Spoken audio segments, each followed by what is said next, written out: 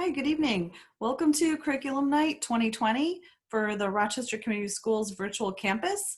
I am your son or daughter's mythology teacher, and I'd like to introduce the class and share a little bit about the class with you, and also a little bit about virtual campus. For one, I've been a teacher in the district for 22 years, and I can definitely say this is the first time I've ever held Curriculum Night in my home. So welcome to my home. Just don't be surprised if you see children running around in the background. This is the life of school right now, and it's just keeping it interesting. So mythology is a great class. I'm going to share a little bit about it with you, the way I would share it with students. So I am going to take you to their Moodle page. This is where all the magic happens for the class. This is the place where all the curriculum for their class is stored. This is what your students move through and work on when they're doing their independent extended learning. That's what I call the part that they work on when they're not together with me for instruction. So they're learning how to navigate it. Some students know Moodle very well and others don't. So, it's a pretty easy thing to help them work through. And it's something I can usually easily do over email, or again, I'll pull up a Zoom chat with a student when they need help, and I can just share with them exactly what they're looking at, what part they might not understand, or where to find it. So it's a really nice medium to kind of move through and share with. And this is very much what their class looks like when they're with me. I can see them in the little screens, and I can toggle between those screens and their faces and our Moodle page or whatever resource we're looking at, and I can share it with them. The piece that I want to share with you the most right now is really just our syllabus, and just kind of go over with you things that you should know or be aware of, or kind of how it works. So our Zoom day is Monday from 12 to 12:55. I don't think any of the students are missing that anymore. I think that's pretty much set now. And we're exploring the world of mythology over cultures, over different places in the world, comparing, contrasting them, and really getting to the heart of trying to explore like why mythology still persists, why we find it still interesting, and what it really says about humanity. Even today in 2020. Drawing your attention here to just what does virtual mean for you, for your student. And the wonderful thing about it is just the amount of opportunities that it offers students to be so non-traditional. It's pretty traditional what I'm doing with them in a way, this guided study. When we're together, the instruction, we have discussions, we talk, we ask questions, I show them things. But it's the flexibility and the individuality when they're working on their own that's really unique to this program, and I've never experienced anything like it. And I think the students, I hope you're hearing some good feedback, because I think they're really enjoying it. It can be tough. I know there was some nerves for them about staying focused and motivation when they don't have a classroom to go to every day. That it's really on them to kind of figure out how they work best to put a schedule together and then meet those deadlines. But the communication between myself and the students has been awesome. And they're asking all the time, they're bringing up good points, and how do I do this and how do I do that? And I can really see that idea of them wanting to take ownership of their learning is really setting in, and that's phenomenal. A little bit about me. I have two young daughters, one 7, one 10, so they're running around doing their elementary school classes, while my husband, who's a Lake Orion high school teacher, and I are hunkered down in our own office space to teach and do our work. So like I said, like lots of households, there's a lot going on, but it's good stuff. My contact information, anytime that you need me, the best way to email, get a hold of me is the email. So, and many of you I've talked with already, students know how to get to me very easily, and all the links work through Moodle. So if you ever need that, but it's the kmsmith@Rochester email. A little bit about the office hours. Those are for students or for parents if a parent wants to drop in and say hi or ask a question. But each teacher has been asked to have 2 days a week where they offer 1 hour open office hours. And I'm literally just here on an open Zoom The kids can click their link and their Moodle page and they can visit with me. They can ask questions. We can talk face-to-face about whatever they're struggling with. Whatever they need help with, whatever they need direction on, we can jump on and we can do that face-to-face. It's basically like entering into a classroom where they can sit down with me. And it is not mandatory. They may never use them. And I have students that have used each one of them every week so far. So there's no attendance taken and there's no new instruction, no homework given out of that. It's just purely for help and support. Obviously, when those office hours are not open, I'm still available. I'm constantly in contact with students. Unless I'm teaching on that Monday with other classes, I try to respond to students as quickly as I can. Even if I don't have an answer right away, I try to respond, or I do respond, just to tell them, hey, I see what you sent to me. Give me an hour or give me a little bit of time and I'll get this to you, or I'll fill this out. I just try to let them know that I see them and I either can help them right away or I'm going to get to that as soon as I can.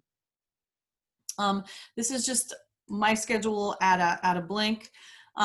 Just to kind of understand, like I was saying, if I have a student in the 8 o'clock hour for class and they want to work on their assignments after class and get their English done on Monday, and they might send me a question early in the morning, I probably won't get to that question until much later in the afternoon because I've got instruction all day.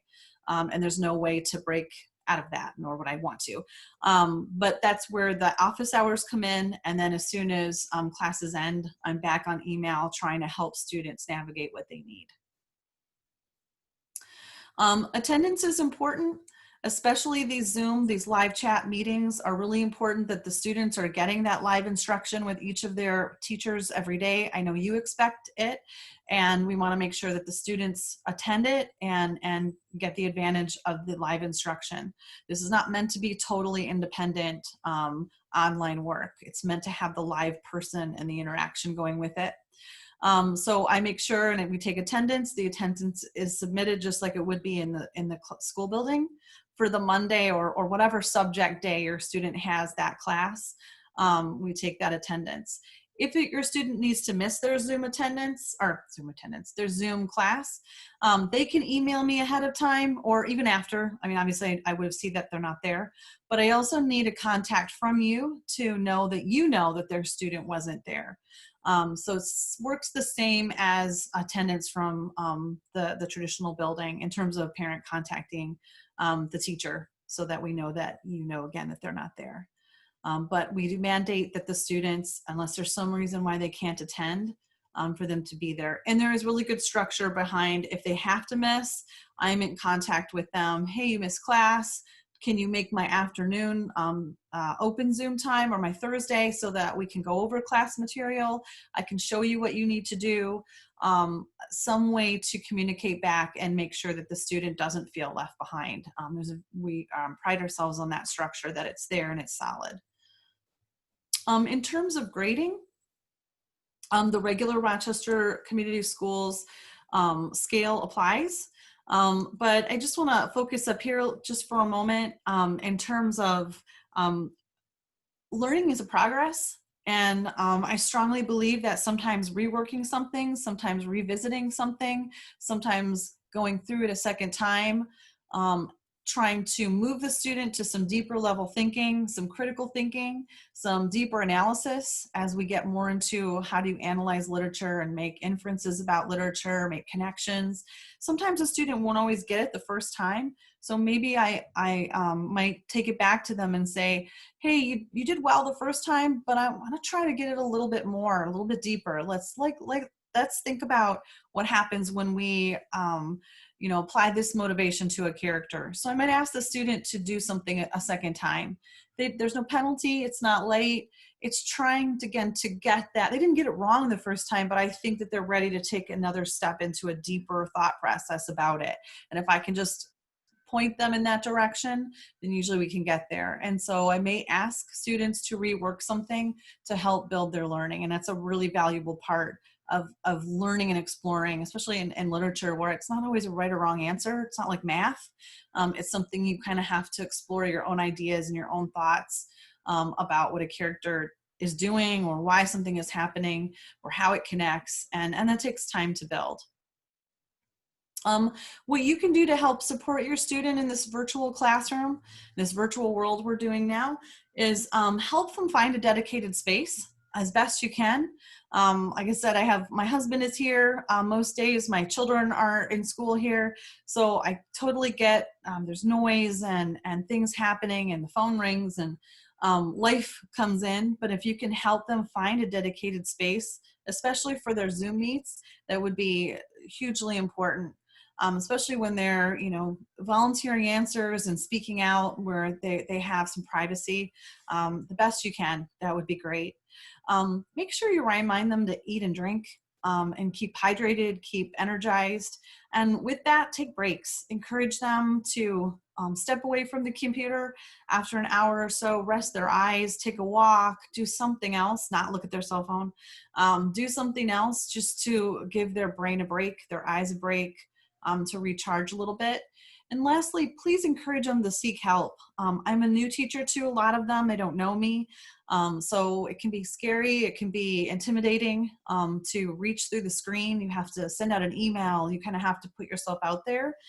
So encourage them that, seeking help is great. And I'm right there to help them. Usually it only takes one time, and then they know, like, oh, okay, this is really good and helpful. And anytime I need her, she'll be there. And that's what we want to encourage them to do. We don't want anyone to feel lost or anxious that they don't know something or they can't find something. It's our role to help them feel supported and that they can do this. And we're having a great time. Like I said, I hope the feedback has been good from your son or daughter, because I think we're having a great time. I feel very fortunate to be part of our virtual campus. So I thank you very much for joining us, me tonight. And if you ever have any questions about the class or about virtual or anything in between, please drop me an email and let me know, or drop in a Zoom. Have a wonderful evening. Thank you.